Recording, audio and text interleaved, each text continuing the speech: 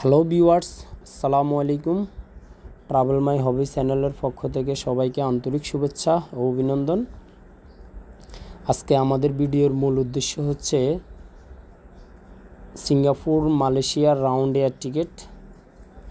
আসলে আপনারা কম খরচে, সর্বনিম্ন খরচে কিভাবে সিঙ্গাপুর মালয়েশিয়ার রাউন্ড এয়ার টিকিটটা নিতে পারবেন, এই বিষয়টা নিয়ে আসলে আজকে দু চারটা কথাবার্তা বলবো। আসলে আমরা ব্যক্তিগতভাবে যারা নিজেদের ট্যুরগুলো নিজেরাই করার চেষ্টা করি বা যারা আমরা রেগুলারলি ট্যুর করি, তারা আমরা সবসময় চেষ্টা করি যে কম খরচে, সর্বনিম্ন খরচে আমরা কিভাবে আমাদের ট্যুর প্যাকেজটা শেষ করে আসতে পারি, এটা আসলে আমাদের সবসময় চেষ্টায় থাকে। তো আমি ব্যক্তিগতভাবে মনে করি মালয়েশিয়া সিঙ্গাপুর এয়ার টিকিট খুবই সহজ জিনিস এবং সর্বনিম্ন খরচে এটা নেওয়া যায়। 30,000 টাকার ভিতরেই আপনি Malaysia Singapore round air ticket নিতে পারবেন বাংলাদেশ থেকে। তো এর জন্য আসলে আপনাকে প্রথম ফলো রাখতে হবে, আপনি একটু সময় নিয়ে অবশ্যই টিকিটটা কাটার চেষ্টা করতে হবে। মিনিমাম 20 দিন, 25 দিন বা 1 মাস হইলে আরও ভালো।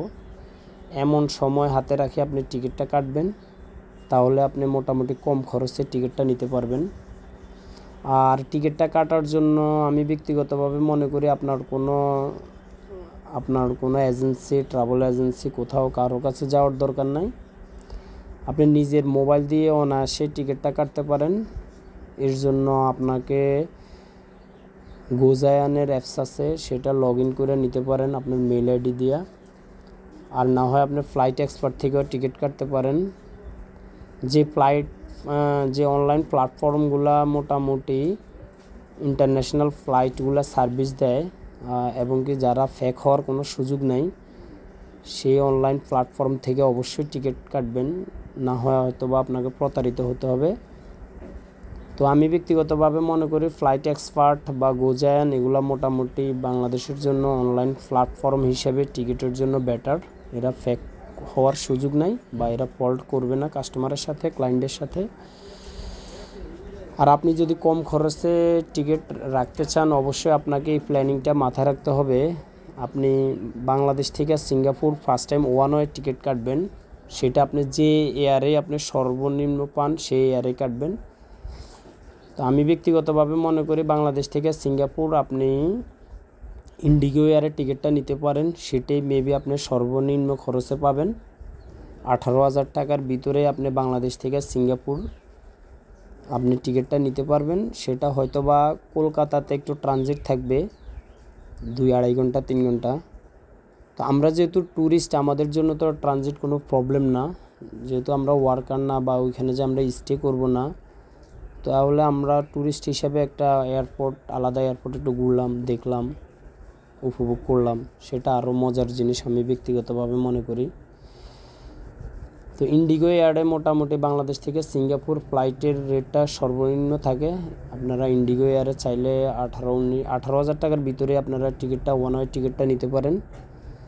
তবে অবশ্যই মনে রাখবেন, যারা ইন্ডিগো এয়ারে টিকিট কাটবেন তারা অবশ্যই নিজের সাথে একটু খাবার নেবেন, কারণ ইন্ডিগো এয়ারে খাবার সার্ভ করে না এই টিকিটগুলোতে। সেটা অবশ্যই মাথা রাখবেন, না হলে আপনাকে বিমানের ভিতরে খাবার কিনতে হবে, সেটা অনেক এক্সপেন্সিভ, বা এয়ারপোর্টের ভিতরে খাবার কিনতে হবে, সেটা অনেক এক্সপেন্সিভ, এটা সবাই জানেন। এটা হচ্ছে আপনার মালয়েশিয়া থেকে সিঙ্গাপুর যাওয়ার একটা কম খরচে যাওয়ার একটা নিয়ম আর কি। এরপরে আপনার সিঙ্গাপুর ল্যান্ড বর্ডারে আপনি মালয়েশিয়া ঢুকলেন। মালয়েশিয়া আপনার যাত্রা শেষে আপনি যখন বাংলাদেশ থেকে আবার আলাদা ব্যাক টিকিট কাটতে পারেন, সেটা আপনার 11,000, 10,000, 11,000 সামথিংয়ের ভিতরেই আপনার ওই টিকিটটাও কাটতে পারবেন।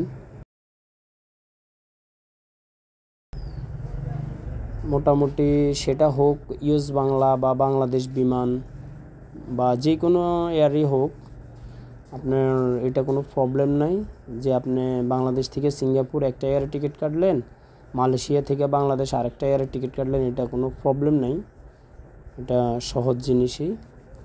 তো আপনি যদি সিঙ্গাপুর থেকে আপনার মালয়েশিয়া ল্যান্ড বর্ডার দিয়ে যাওয়ার পরে আপনি যাত্রা শেষে আপনার ট্যুর শেষ করে আপনি ওখান থেকে আপনার আবার ব্যাক টিকিটটা আপনার মালয়েশিয়া থেকে অন্য যে কোনো এয়ারে কাটতে পারেন, সেটা ইউএস বাংলা হোক বা আপনার বাংলাদেশ বিমান হোক, যেটা আপনি সর্বনিম্ন প্যাকেজে পান সেটা কাটতে পারেন। মেবি 10-11 হাজার টাকা ভিতরে মোটামুটি কাটতে পারবেন। মোটামুটি আপনি 30,000 টাকার ভিতরে যদি আপনি এইভাবে টিকিট কাটেন বা এইভাবে টিকিট 1 মাস আগে সময় নিয়ে টিকিটটা কাটেন, মিনিমাম 20 দিন 25 দিন 1 মাস এইভাবে সময় নিয়ে টিকিটটা কাটেন, তাহলে আপনার 28, 29, 30 এটার ভিতরে আপনি সিঙ্গাপুর, মালয়েশিয়া, বাংলাদেশ এই টিকিটটা আপনি কাটতে পারবেন। বাংলাদেশ থেকে সিঙ্গাপুর, মালয়েশিয়া থেকে বাংলাদেশ এই রাউন্ড টিকিটটা আপনি কাটতে পারবেন এবং মোটামুটি সর্বনিম্ন প্যাকেজের ভিতরে আপনি আপনার ট্যুরটা রাখতে পারবেন। তো আশা করি আসলে আমরা যারা চেষ্টা করি যে কম খরচে আমরা ট্যুর শেষ করব, তাদের জন্য আসলে এয়ার টিকিটটা মোস্ট একটা ইম্পর্টেন্ট। তো আপনারা আসলে এয়ার টিকিট কাটার জন্য আমি ব্যক্তিগতভাবে মনে করি কারো কাছে যাওয়ার দরকার নাই, কোনো এজেন্সিতে যাওয়ার দরকার নাই। আপনার নিজের মোবাইল দিয়েই আপনি ফ্লাইট এক্সপার্ট বা গোজায়ান থেকে আপনি এই টিকিটগুলো কাটতে পারেন। অবশ্যই চেষ্টা করবেন একটু সময় নিয়ে টিকিট কাটার জন্য, তাহলে আপনি কম রেটেই আপনি টিকিটটা কাটতে পারবেন। মোটামুটি সিঙ্গাপুর, মালয়েশিয়ার আপ ডাউন এয়ার টিকিট আপনি মোটামুটি আপনার 30-এর ভিতরে আপনি টিকিট কাটতে পারবেন ইনশাল্লাহ। পরবর্তী ভিডিওতে আবার কথা হবে। আল্লাহ হাফেজ।